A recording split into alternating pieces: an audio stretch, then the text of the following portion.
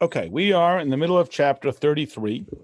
If you have the standard print of the Tanya, it's 3 lines from the very bottom of page Membeis. If you have a different version, it's the Chitas that begins for the 12th of Adar in a standard year.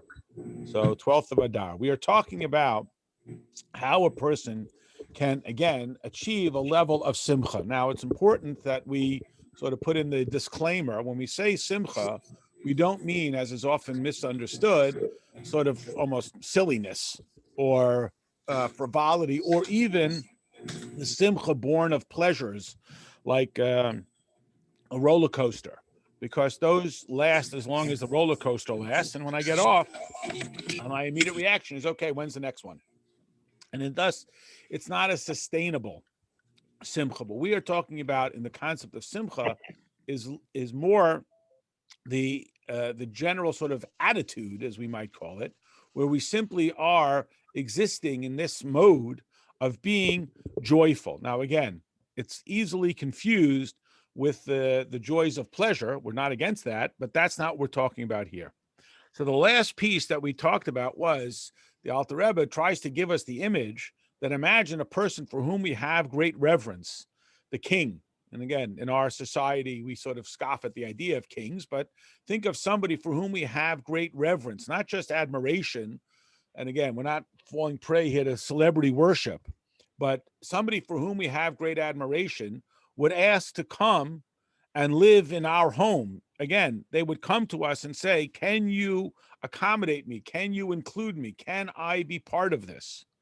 The host would be extraordinarily thrilled with this. There are stories of people who hosted the Frierdiker Rebbe, and they held on to the utensils forever, and they would use them only on the most special of occasions, because it reminded them of this great honor that they had to host the Frierdiker Rebbe in their home, and so on.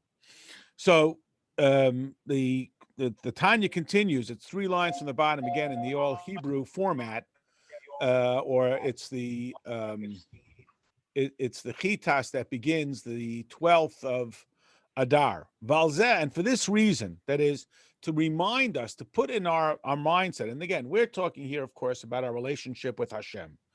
It's true of all forms of relationships. Imagine every day we would sit down and think about how blessed we are to have our family, to have our children, to have our neighbors, to have our friends. It itself would transform it. Anybody is susceptible, I mean, not us, we're perfect, to taking that for granted, to just assuming it, and then sometimes even being frustrated by it.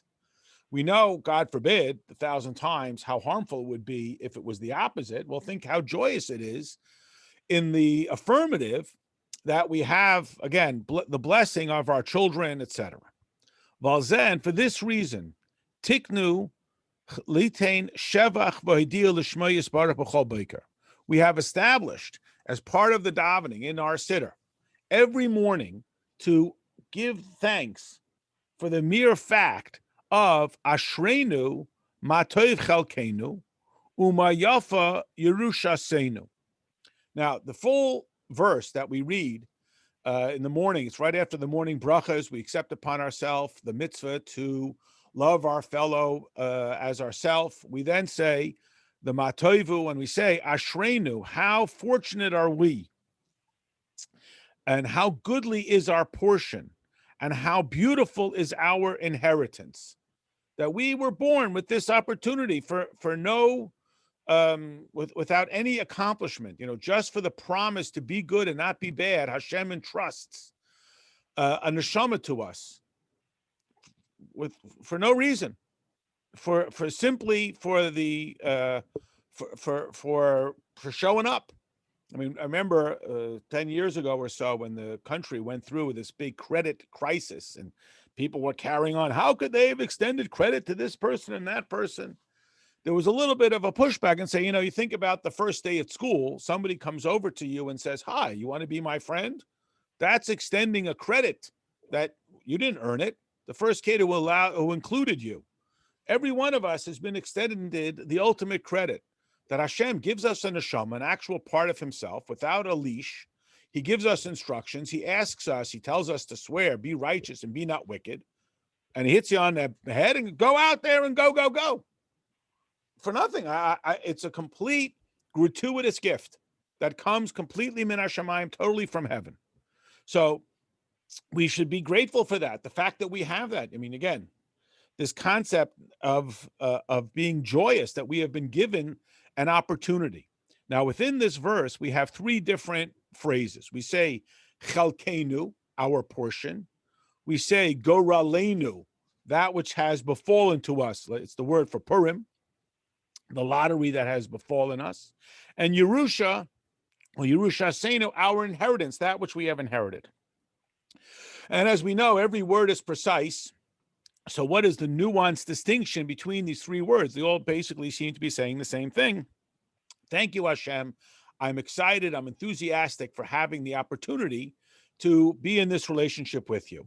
But each one of them is a little bit different. So chalkenu, which translates as our portion, is our capacity to serve Hashem with our humanity. Again, innately, we might think, how could I ever be connected with Hashem? We are limited entities. No matter how much we accomplish, we're still limited. And Hashem is infinite. And we desire to be associated with Hashem. This is a basic premise of all of Tanya, that every Jew innately, the way we come out of the factory is, I wish to be connected with Hashem. That is absolutely sort of paramount. Just like a child longs to be connected with their parent, even things in nature go back to their origin. In a similar fashion, we desire to be connected with Hashem. Our chalkenu, our portion, is our capacity to serve Hashem with our human enthusiasm. That not only is it true conceptually, but we can experience it. We can have a passion and an excitement to be in a connection with Hashem. Sometimes, or probably every time, can't resist to throw in what a friend of mine calls the Lubavitch commercial. We have to talk about why Lubavitch does it in a special way. I would say, in my own simple analysis, one of the great gifts that the Rebbe brought to the world was capturing this American sense of, I'll use this word, sort of adventurism, that we are passionate. It is embedded within the American character to be revolutionary, to be homesteaders type of thing. So imagine, they come out of Russia, the culture there with the Tsar and the communists and the war and so on, and drops into 1950 American expansion and abundance. The war is won. There's prosperity, chicken in every pot, suburbia. There's this whole expanse of America out there. And it's a very tempting thing, as we know. So every Jewish community was like, okay, how are we going to maintain our Yiddishkeit?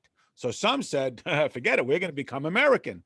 And we know that whole story. Others said, we're going to recreate the shtetl by constantly saying, if you don't behave, then the Nazis are coming to America. And it had a certain degree of sustainability and built large communities. I think the Rebbe's position was, my understanding is, we're going to be enthusiastic about serving Hashem. Meaning, you think you're going to attract more people by telling them how much fun it's going to be and all the good things you're going to get by doing Torah and mitzvahs. That how does Torah and mitzvahs will make your life better? It will, no question about that.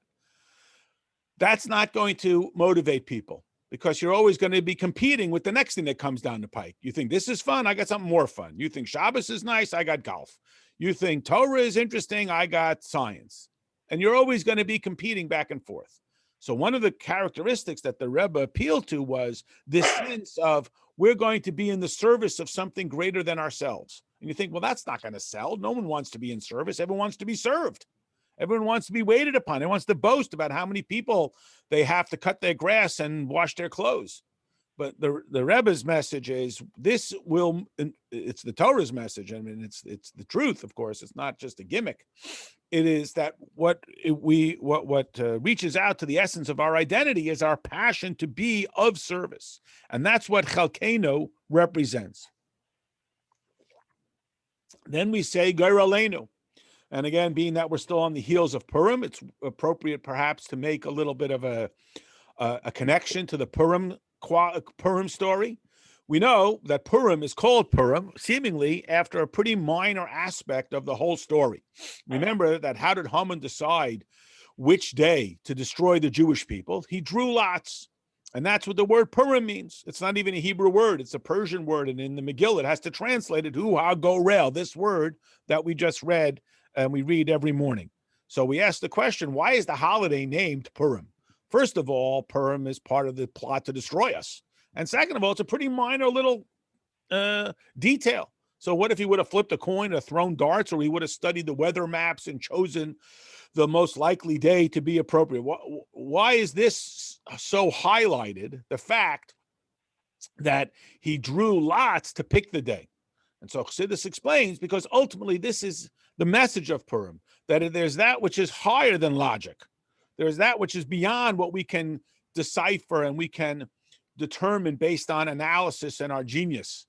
This is the quality of the goyrel. When a person puts their fate in the lottery, or they see that their fate is the product of the lottery, it is the antithesis of, I figured it out, you can figure it out too. And there was a story some years ago. There was a Supreme Court justice who was up for his confirmation. And he said that he would look out the window and he saw the homeless people and the poverty. And he would say, but for the grace of God, go I. And some people really attacked him for this. What do you mean? You worked hard. You studied hard. That's why you're successful. You're successful because you work hard and you study hard. Now, of course, we're not against hard work and we're not against studying. What he was acknowledging, and some people didn't like it, was ultimately, I'm blessed. I'm blessed to be born into a certain family that cherishes education. I'm blessed to be born into a family where there's health and mental health, et cetera, et cetera. So much of life is geiraleinu. What do we truly get to choose? Not very many things are we able to choose, because we get so preconditioned based on our life experiences, et cetera, et cetera. And so that quality that we recognize it, which again evokes a certain sense of gratitude. It's the classic thing. Every parent at some point, not us, of course, has probably resorted to, when I was a kid, we had to walk uphill both ways in the snow, And of course, we promised ourselves that when we grew up, we wouldn't make our kids do that. So now we don't make our kids do that. Now we wonder, why are they spoiled? As a wise child once said to the parent who was giving them the lecture about when I was a kid, the kid said, well, it's not my fault you're rich. You're the one who brought me up in this big fancy house. So what do you want from me? So this concept that it is purely a lottery that has fallen into our lap, and ultimately that it is a Yerusha. And this is a core point which the Alter Rebbe talks about a lot, the idea that we have inherited this. We're going to talk about it in the next chapter in some great detail about how our ancestors, who we call our fathers and mothers, that they bequeath to us, just like we get our hair color and our eye color from our parents, we also get our spiritual identity from our parents. It ties into part of the whole characteristic. Why is there a biological character to our being Jewish? I mean, why are you Jewish? Because your mother's Jewish. Why? What is the spiritual identity? How is it linked to my biological identity? And we explain within a broader parameter that, the fact that we are Jewish is not the product of what we, quote, do, whether or not we eat latkes, or whether or not we're aware of it, whether or not we practice, whether or not we are, quote unquote, religious. And I use that term derogatorily. It is simply our innate identity that a person is a Jew simply because it is bequeathed to him. We know it through his biological identity.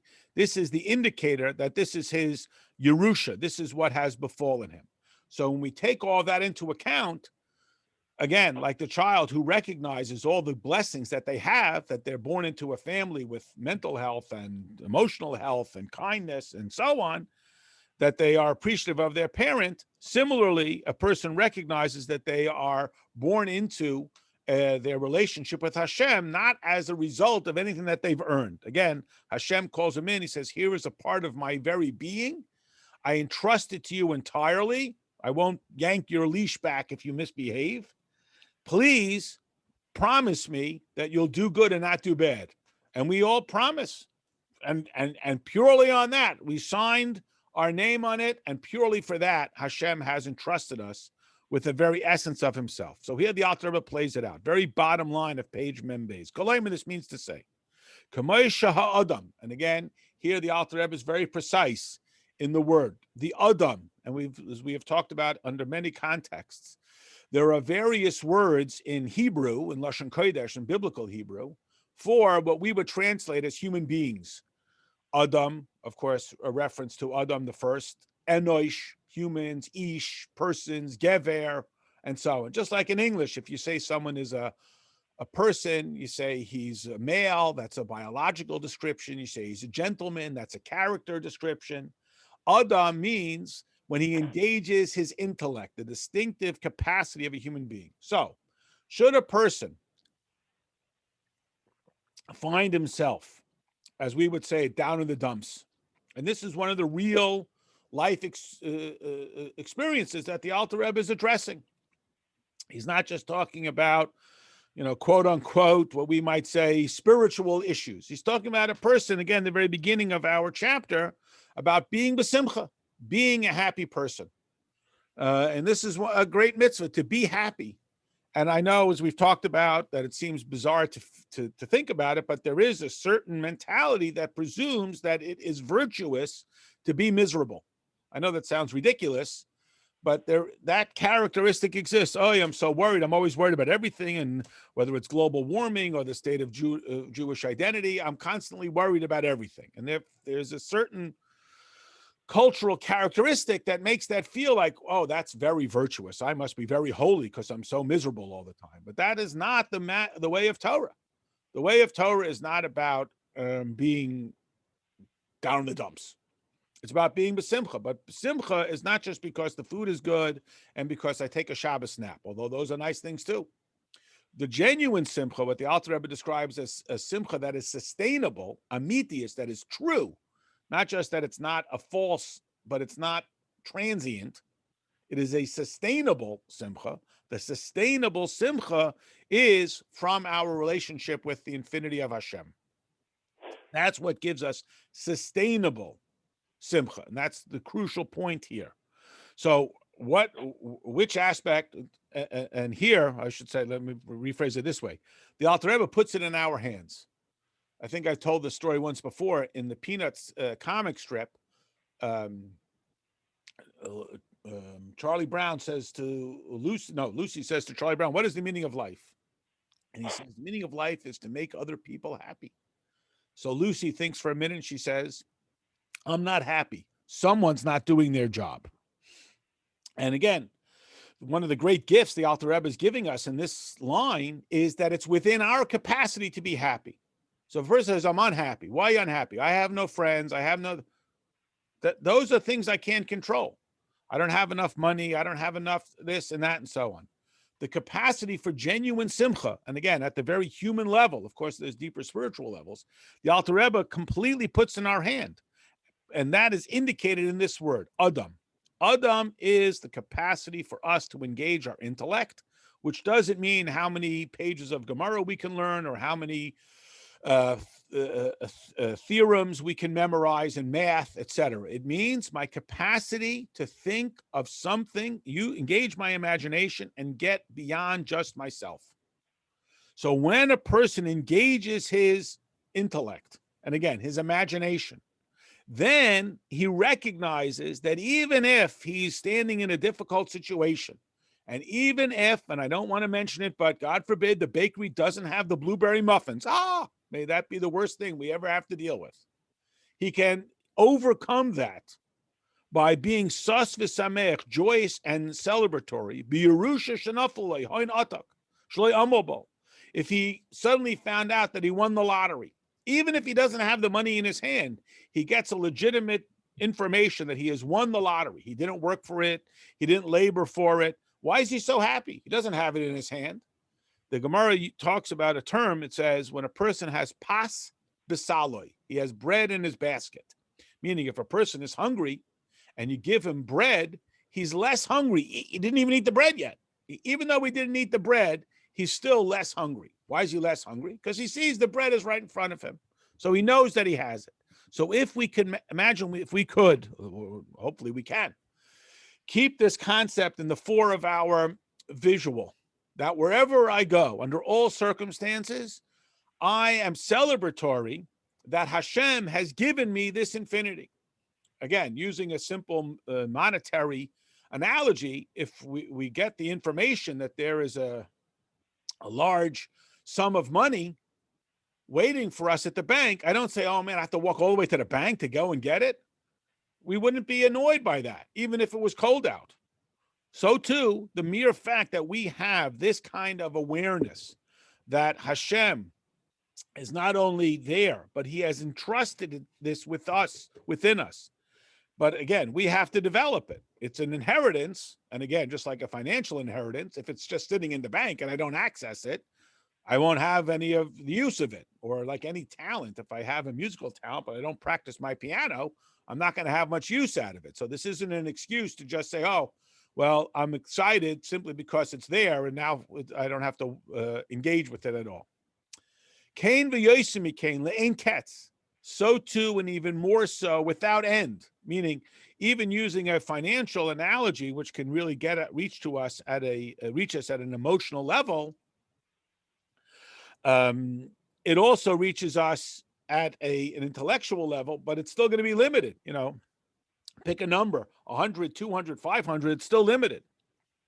So when we get something that is unlimited, that is sustainable with us under all circumstances, that is forever there, it's forever within our access, even if right now we're surrounded by some challenges, yesh lanu l'smayach, we should be celebratory.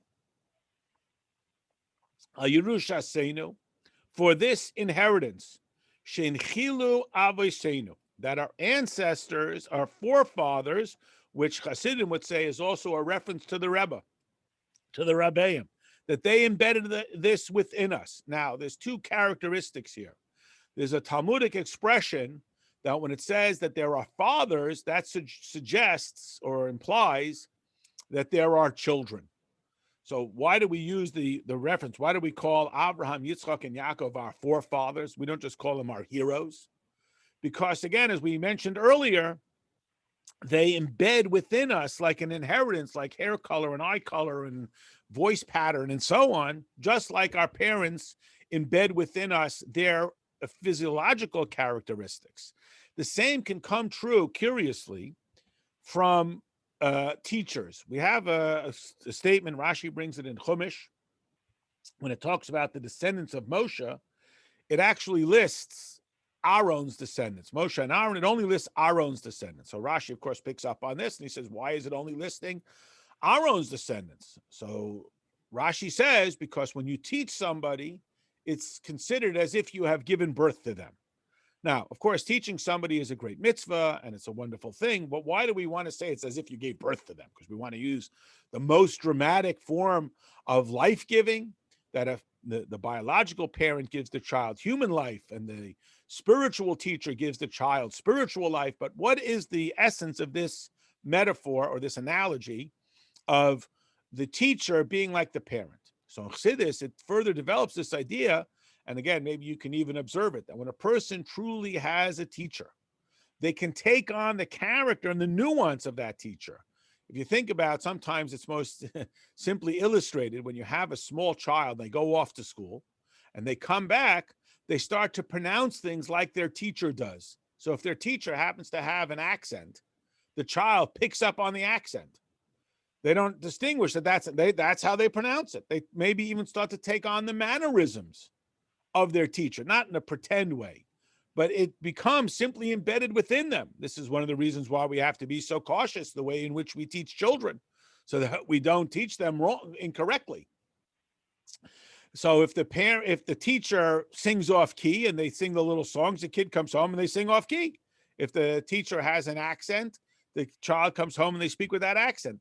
And again, this is at a childish level, but even at a more mature level, a person, and again, this is an opportunity, especially as we say in the Shtaggedacht, if a person had, let's say, less than healthy parental role models, they are not trapped in replicating their parental experience. They have the opportunity to take on and to sort of mature into their own teacher's characteristics. So it is embedded within us, which is Yichud Hashem Ha'amiti, the singularity of Hashem. That is, and as we have always talked about, when we say Hashem is one, we don't simply mean there's one God, like there's one book on the table. We mean that God is one with all things. So again, whatever it is, God forbid, when a person is faced with some sort of challenge and they're staring at it and it's the monster, whatever that monster is, if they can have this absolute awareness, that is a simcha that is sustainable under all circumstances. Whereas if my simcha is the product of some pleasure, while I have the pleasure, I'm enjoying it. When I don't have it, it's gone. And then I'm sad. But the simcha that we're talking about here is to have that absolute laser type of focus. Asher afilu ba'aretz mitachas, which means that even down here, even here in this world, ein oid milvadoi, there is nothing other than Hashem. Meaning, again, even if I'm staring at chas v'sholem, some real unpleasant circumstance, if I can have this kind of conscious awareness and get out of that circumstance. There's one series of stories about people under the worst of circumstances, Holocaust and then prison and so on, where what kept them going is that they were able to imagine another time. Perhaps the classic story is in the Chumash itself, when Yosef is attacked by the wife of his boss, of his master. What gives him the resilience to withstand this challenge? That he imagines his father in his mind. What does this do? Means he shows that he is not the product of his impulsive reaction. The capacity for us to, like we say, keep our head. This is that great ability not to panic, to be able to keep that awareness of the infinity of Hashem. And even if I'm staring at, God forbid, the boogeyman, ein oid milvadoi, there's really nothing else other than Hashem. Imagine a person could hone that skill. So when, again, stuck in traffic, some frustration comes their way, ein oid milvadoi. There's nothing other than Hashem. V'zohi dirasa b'tachteinim. This is what it means that Hashem is welcomed in the least evident of godly circumstances. This we know, of course, is the classic point. We had it earlier in the chapter. It's the 11th of the 12 teachings and verses from Torah and the oral Torah that the Rebbe encourages every child and certainly adults to learn by heart. You see the videos of all of the children's rallies. They always begin with the recitation of the 12 verses. And the 11th of the 12, and the 12th is going to be later in this chapter, the 11th is that this is the entirety of mankind, to make for Hashem a welcome place in this lowest of worlds. What does it mean, lowest? Of course, it's not spatial. It means the least evidently of godly circumstances. In the least evidently godly circumstance, in that worst time, staring at, God forbid, real troubles, to be confronted or to be, God forbid, like sort of attacked by some unpleasantry, and to be able to stare at it and see godliness, I have truly welcomed Hashem into the least evidently godly circumstance. In that circumstance that God is least naturally aligned with, I have welcomed Hashem when I can keep my laser focus on his infinity. That's what it truly means, dir b'tachtonim. Not only that I bring God into the bank and into my ordinary activities, of course, that's another crucial aspect, but here it's to have that type of awareness and that type of focus. There used to be a saying that in Russia, it seems like ancient history, but we all lived through it. How did you know who was a refusnik? Remember the people who would ask for an exit visa, and of course they'd be refused, and they'd lose their job, and they lived in such difficult circumstances, so they were refused. They were called refusniks. How could you tell who the refusnik was? They were the only people who smiled. And nobody smiled. In Russia, everybody walked around with a dour face. It was cold and depressing, but they smiled. They had a happiness about them, and that's the indefatigable characteristic, and that's dir b'tachton v'zeh shamar azal. And this is what our sages meant when they said, Taryag mitzvahs nitnu liyisrael. 613 commandments, of course, were given to the Jewish people. Bo Chabakuk, came along Chabakuk, who's one of our prophets. He's even got his own book in the book of 12 minor prophets. Chabakuk has got his own story. V'midan, and he stood them all al achas, on one of them. That is, every mitzvah stands essentially on one core principle, like a spinal cord that runs right through the middle. There is an absolute life perspective, which is, Shneimar, as the pasuk says, B'tzadik, the righteous, b'emunasa yichya, lives with his faith. Now, when we mean he lives with his faith, he means under all circumstances, he maintains his eye on the prize, his absolute focal point. I told this story on Thursday night, perhaps worth repeating for a moment. There's a story told about this little town in Russia, and they had like a one-room schoolhouse. And the custom was all the kids came at age 5, and they got a teacher.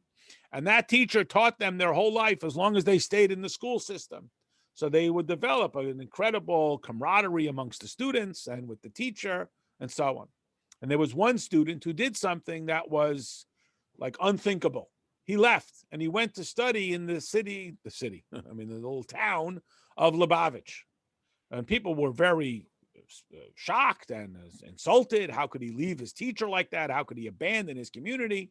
They were not cool with it. And he understood that people were not so down with this.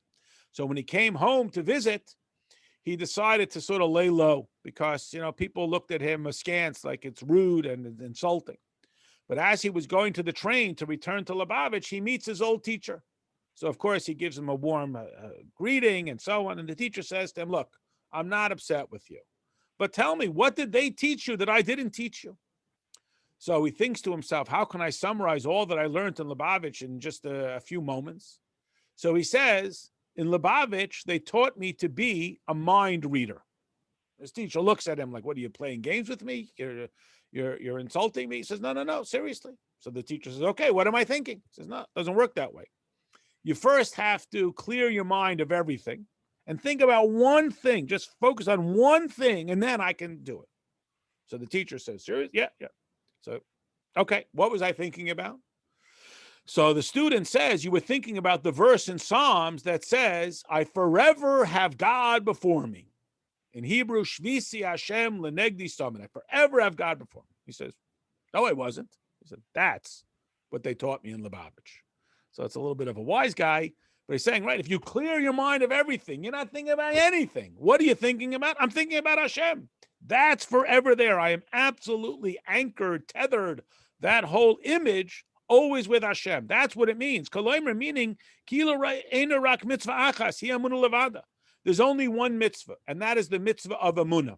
Because if I have true emunah, then nothing gets me off my game. As we've talked about so many times, why would a person ever disrupt his relationship with Hashem?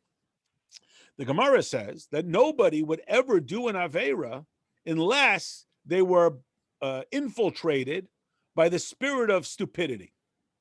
It's never a sound idea to do a sin. It's fun, but it's never a reasonable idea. It's always a stupid idea. It's never a smart idea. So why would we ever do it? Well, the answer is, unfortunately, because we allow ourselves to get off our game, just like a person may violate any resolution they made, their budget, their exercise routine, whatever it is, because they convince themselves.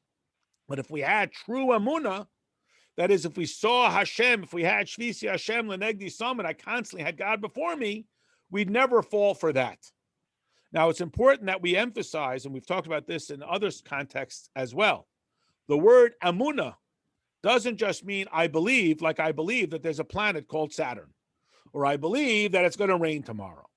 It's not just speculation. It's not just that you persuaded me that it's probably true, because if it wasn't true, everybody wouldn't say it. It's more likely than not. It comes from the word amen, the same word, comes from the word emes, same word, and the word uman. An uman is a skilled expert.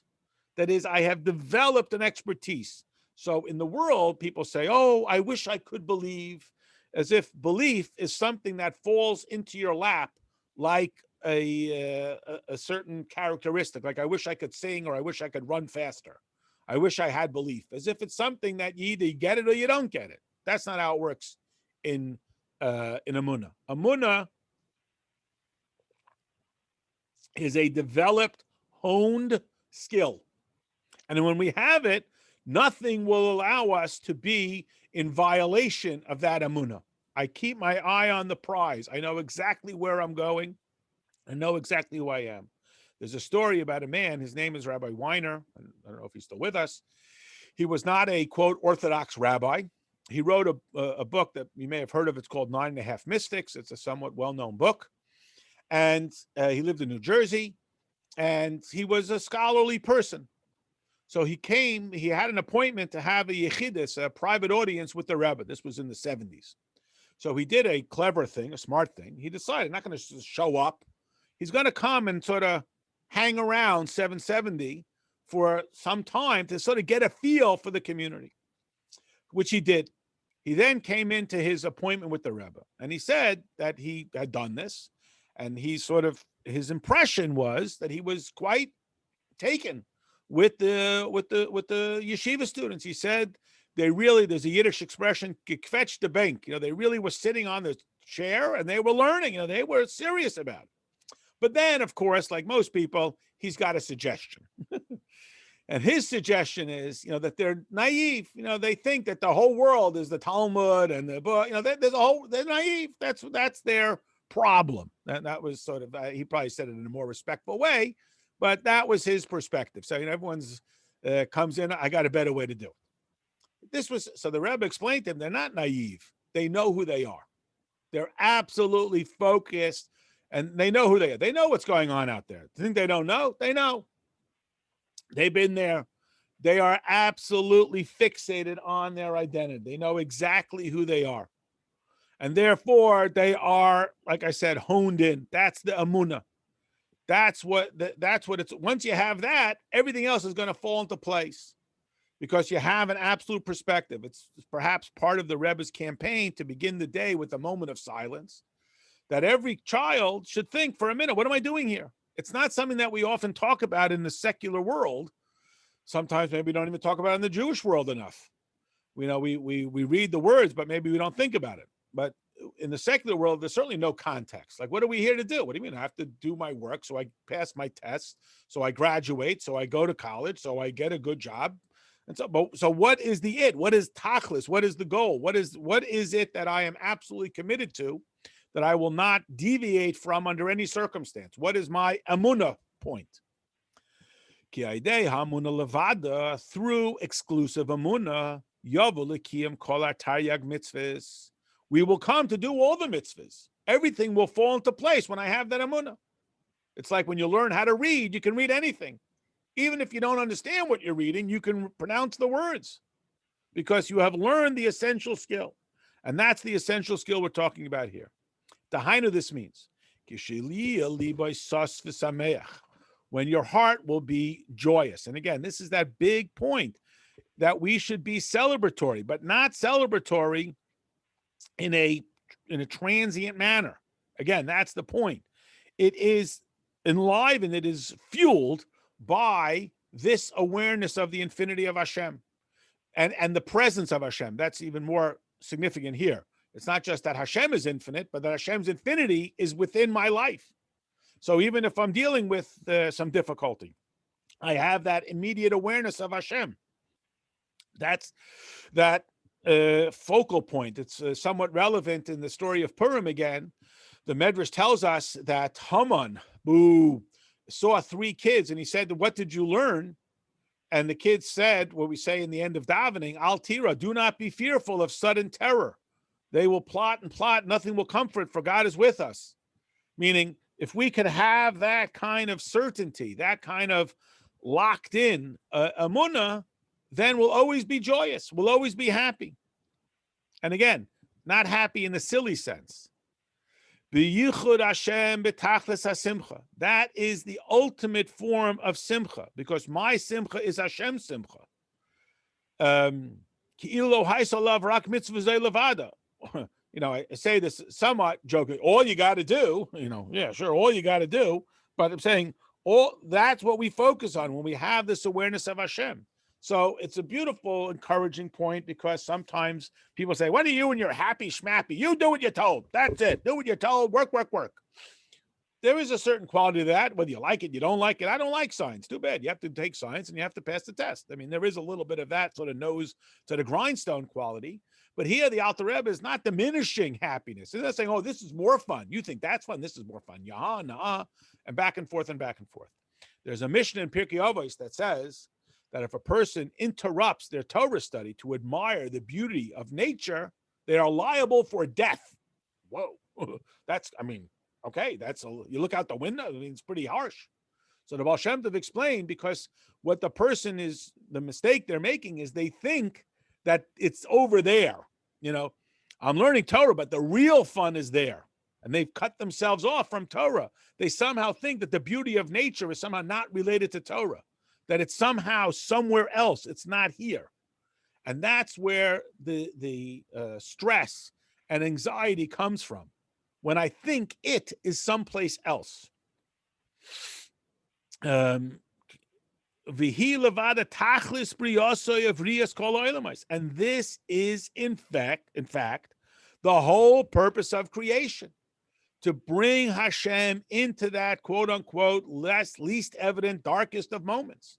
If I can have that kind of awareness of the infinity of Hashem under the harshest of circumstances, then I have truly fulfilled the purpose of creation. It's not just that it's self-serving and it's some sort of Pollyanna naivete. When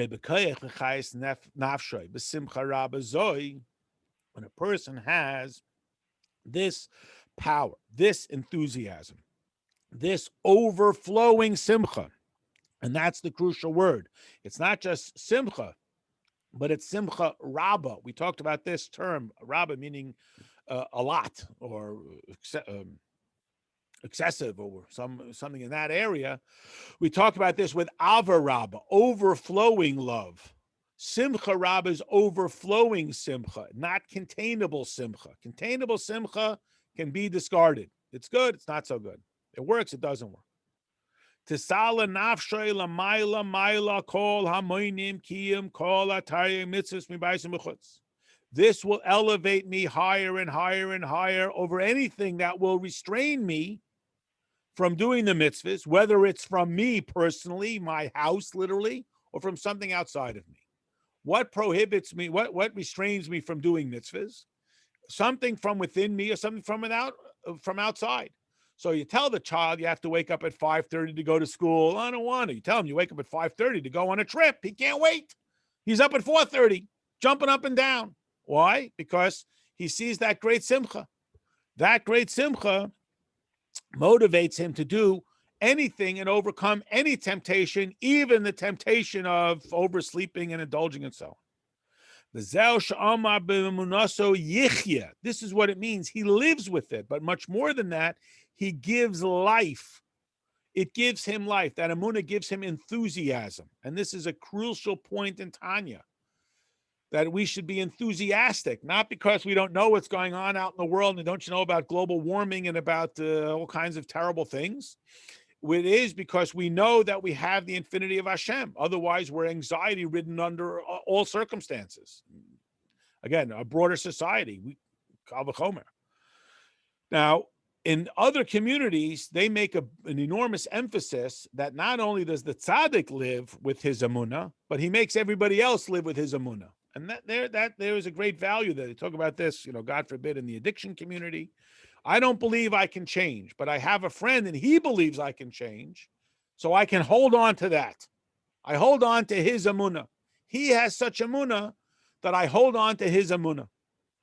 That is a value, but it can lead, if we're not careful, like anything, it can lead to, okay, he'll do it. Who do I make it out to? And you'll do it for me. Can't the rabbi do it for me? Can't he pray for me?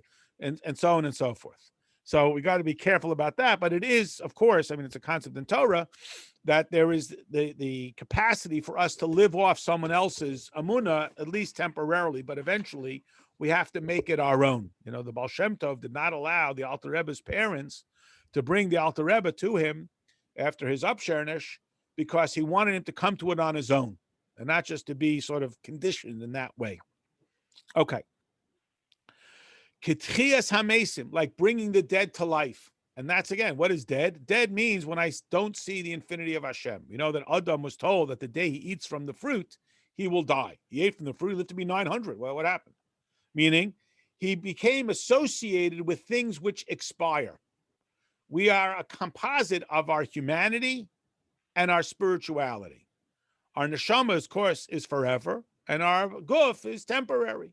We have a decision. Are we going to align ourselves, identify ourselves by our humanity or by our spirituality? If we align ourselves by our humanity, by our impulses, we eat from the fruit, then we align ourselves with those things which go away. If we align ourselves with our spirituality, then we align ourselves with that which is eternal. So if a person is, and again, not to diminish real issues that real people really have, and not to dismiss it as, oh, big deal. We understand that there can be real serious matters. That's what the Alter Rebbe is talking to. He wasn't just talking to people who didn't get the blueberry muffin. There was real issues, and we understand that, and we're not diminishing it. And we're not just saying, what do you mean? Just have emunah. It's like you walk into Home Depot, all you got to do, then the next thing, the lights go out and you don't know how to fix it. So we're not diminishing, chas v'shalom, real people with real difficulties. What we are doing is giving us a roadmap that even if we feel completely separated from Hashem, like God forbid the person who is not living, we can be brought back to life with emunah when we have that absolute awareness, when we see that this is the will of Hashem. And again, it's an aspiration like tzaddik and so on that is sometimes difficult to achieve. So too, his neshama comes alive again with this type of overflowing simcha. The simcha kfulim chupelis. It's a simcha on top of a simcha. Why?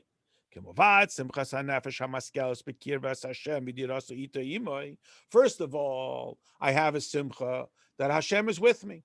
In the beginning of Chumash, the Rebbe Rashab said that the first parsha, which is the story of creation, starts off so full of enthusiasm, but it ends off, that the Hashem regrets the whole thing. The next parsha is Noach. It starts off with so much sadness and the flood and destruction, but at the end, Avram Avinu was born, so there's hope that there'll be a future. The third parsha, which is Lech Lecha, he says, is the happy parsha. Why is it a happy parsha? Because every day, when you learn the Chumash of the day, the 7 days of the week, the 7 aliyahs, you live with Avram Avinu. So our Rebbe asks, but not everything that happens to Avram is all that happy. There's famine and he has to go down to Egypt and his wife is taken prisoner.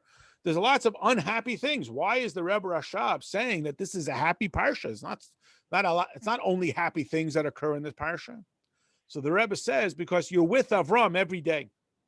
As we might say, which would you prefer? And you think about this in our broader society. Would you rather go to Disneyland with a bunch of people you don't like very much, the office party? Or would you rather clean out the garage with your best friend? So many people would say, I want to go to Disneyland. I'll go to Disneyland. I'll ride everything. I'll eat. I'll enjoy it. But, we know what goes on in the broader society, the classic Thanksgiving dinner when everybody fights with each other, or the classic office party, and so on and so forth. Or would you rather do some sort of, menial task with your best friend?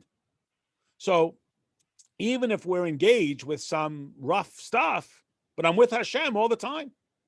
I'd rather be with Hashem in a rough time than with a bunch of people I don't like, at Disneyland. And this is the point the Alter Rebbe said. That's first of all. Then there's another one. It gets even better. Wait, there's more, like Ranko. Odzos, even more. Yismach b'kaflayim, be doubly celebratory, b'simchas Hashem. And Hashem's happy. Hashem is happy. And again, the Alter Rebbe appeals to this characteristic. There is a great joy in making other people happy.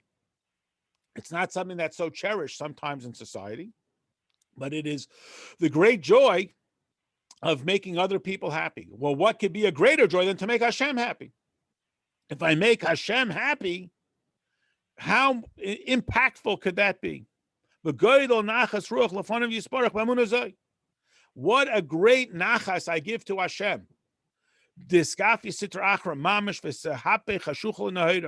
When I resist the antagonism and the attack of ungodliness and the temptation to be ungodly, and I transform it from darkness into light. Like Shlomo HaMelech says, there is a distinctive virtue to transforming dark into light even more than just having light. So if I can have this type of awareness that even though I'm standing around with all kinds of unpleasantness and I have the infinity of Hashem and I don't lose my temper, you think about this in our relationships with other people, children, family, etc., that we can have this great awareness. This gives Hashem great nachas. Gives Hashem great joy. That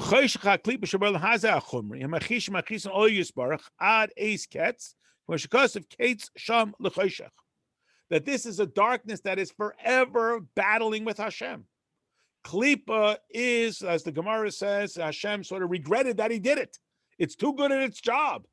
It's concealing godliness. It's battling godliness. It's diminishing godliness. It's criticizing godliness. And when we reject that klipa, when we reject that concealment of godliness and we discover godliness, we are pushing back at God's most vicious, quote unquote, enemy. Ultimately, everything comes from Hashem, as we know. But if we can have that kind of awareness, this brings us to the most profound form of godly awareness and gift to Hashem. We have defeated the enemy, that which is constantly fighting against Hashem, and is going to do so. Dahainu, as it says, Kates Hayomin, it'll be the end of days.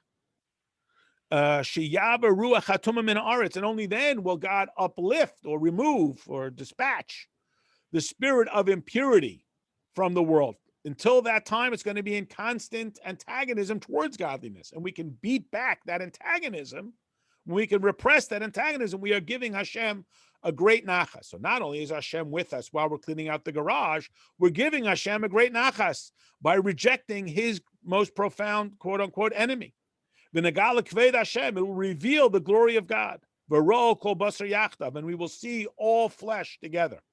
U'kamesha kasav l'kama, meaning rather than seeing competitiveness, and I mean that in a negative sense, not like two people playing Scrabble, but this, I have to defeat you in order to be victorious. I have to win and someone else has to lose, which is when one flesh fights against another flesh, when each person sees the other as, what can I get out of this person?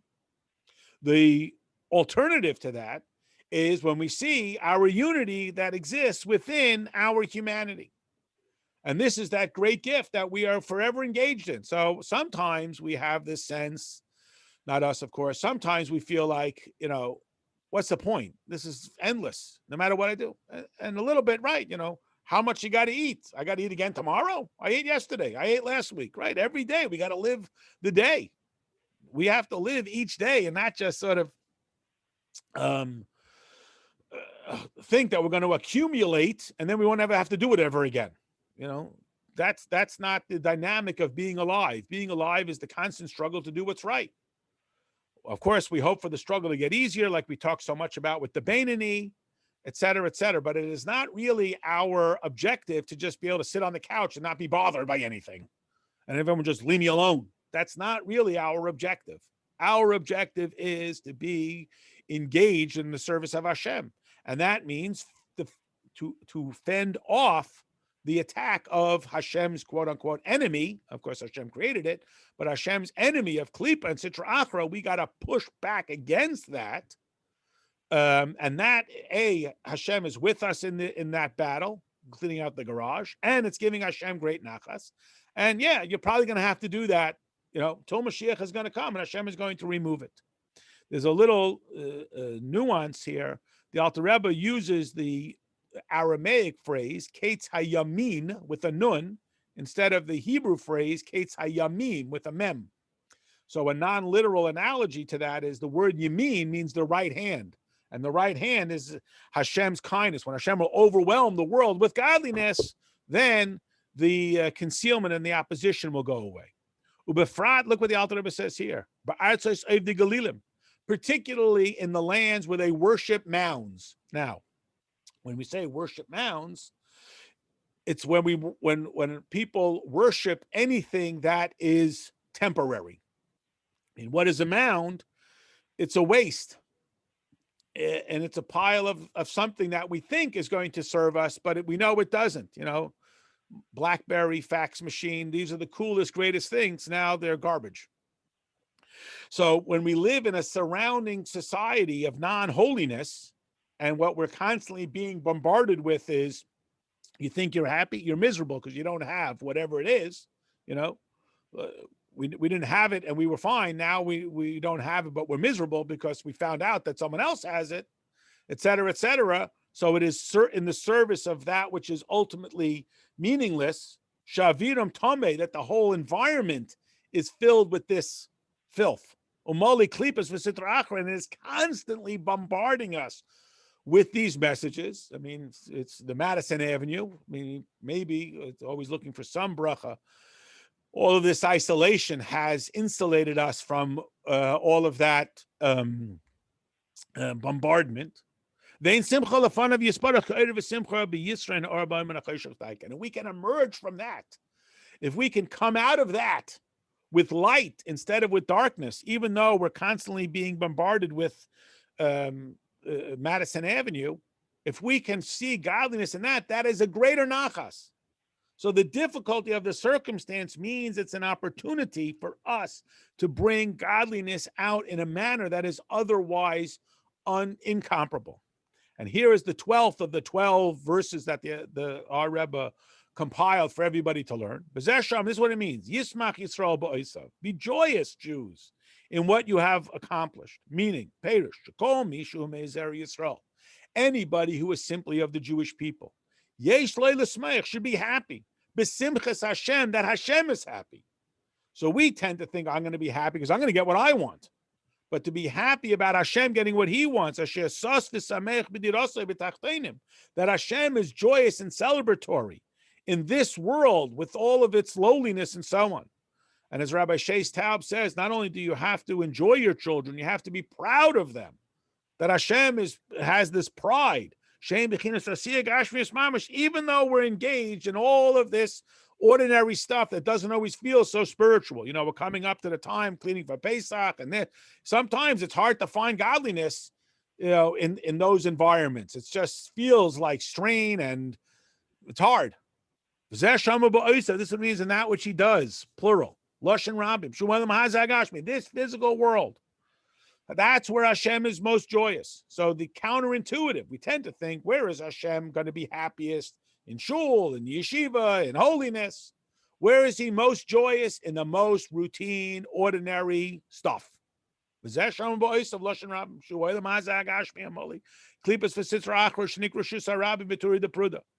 is that world that is like open to everybody. It's the public domain. Everybody can come forward and put forward everything, and sometimes it starts to feel like that guy knows better than me. I mean, look at all the fun they're having. That looks, it's very tempting, and it's hard to maintain that kind of devout connection, as we all know. And it's mountains of separation. And what do? We are here to transform them into light. So instead of being sucked in by all of that temptation, which is difficult, we have the capacity to transform it into light, and that gives Hashem the greatest nachas. So Hashem is always with us, even if we're cleaning out the garage. And that's much better than being with a bunch of people I don't like at, the roller coaster. And B, when I push back against the klipa, I am giving Hashem the greatest nachas. V'nasim reshus hayochid, and then we make it evident that this is the dominion of the individual. It's a little bit of a play on a halachic term. We have a public thoroughfare and a private thoroughfare. You recognize this from the laws of Shabbos and carrying and so on. But here the Alter Rebbe sort of borrows this phrase to talk about a place where everybody can do whatever they want. They can all come forward and declare that they have an authoritative position here. And we transform it to say, no, there's only one authority here, and that's Hashem. And when we do that, we transform it into a place that is identified as its origin. To this singularity of Hashem through this quality of emunah. So emunah is not just, I believe, like you told me.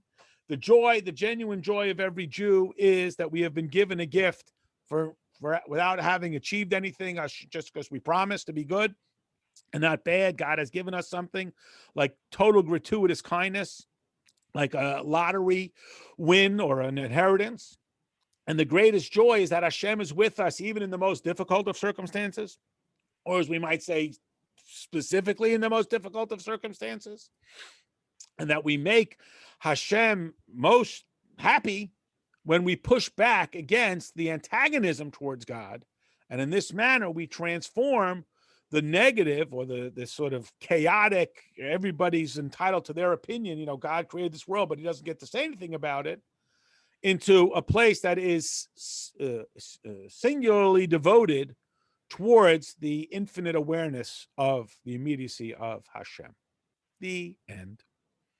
All right, that finishes the chapter. I'll post it and email it out to everybody. And Emir Hashem, we'll start the chapter 34 next Avach. Have a good Thank you. Thank you.